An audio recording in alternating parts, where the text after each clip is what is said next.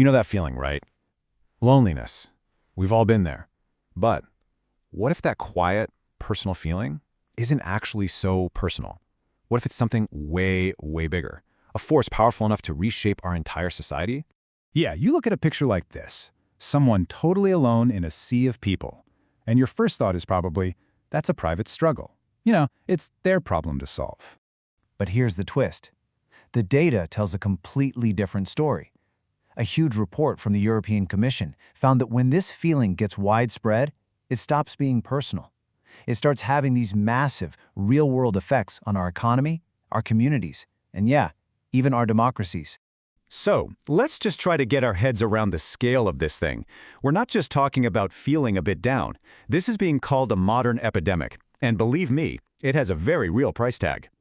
Okay, first things first. What are we actually talking about when we say loneliness? It's super important to get this right. It's not about being alone. Some people love being alone. No, loneliness is that painful gut feeling that your social connections just aren't cutting it, that they're not deep enough. You can feel it in a room packed with people, right? And this feeling, it has staggering economic costs. Get this, in the US alone, loneliness among older adults adds an extra $6.7 billion to Medicare spending every single year. Let that sink in. That is a massive number. And it's not just a healthcare thing either. Over in the UK, loneliness costs employers £2.5 billion a year. We're talking lost productivity, people leaving the jobs. So yeah, this isn't just a personal health crisis. It's a direct hit to the economy.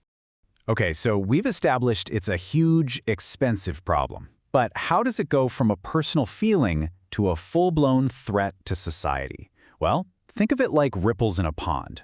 And that first ripple, it hits something absolutely critical. Trust.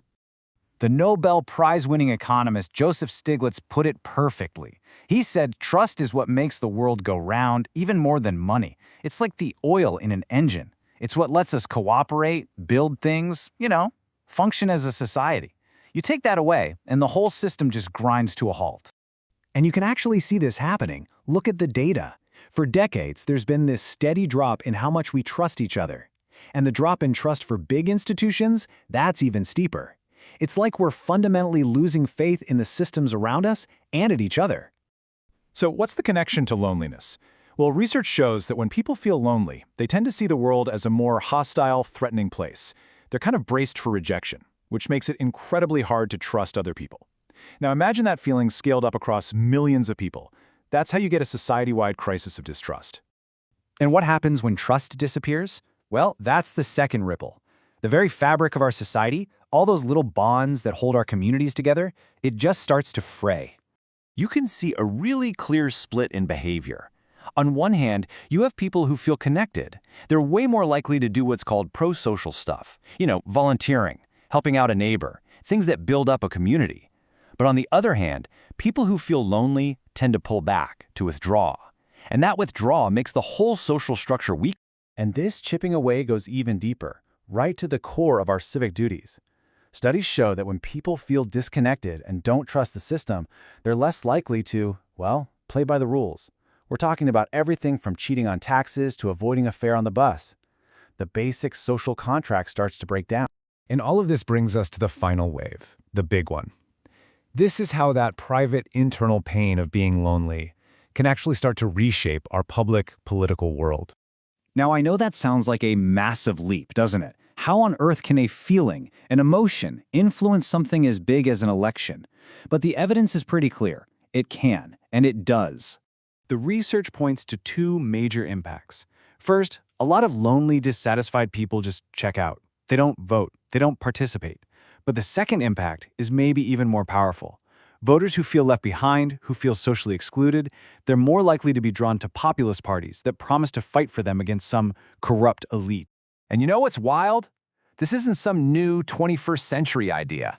The political thinker Hannah Arendt was writing about this way back in 1951. She literally warned that when loneliness becomes a common, everyday experience for a lot of people, it creates the perfect breeding ground for radical political movements. So, let's pull all of this together. When you look at all the pieces, the picture that emerges is pretty stark, and it tells us we have to start thinking about loneliness in a totally different way. Okay, let's run through that chain reaction one more time. It starts with personal loneliness, right? But it doesn't stay there. It radiates out. First, it kills trust. Then, it shreds our social fabric. And finally, it starts to mess with our political systems. Here's the bottom line. We have to stop thinking of loneliness as just a personal health problem, like you've got a cold. It's not. It's a civic problem. It's a threat to the health and stability of our entire society. And so that leaves us with a really big question for all of us. If a connected society is a strong, healthy society, then how do we start rebuilding all those broken connections?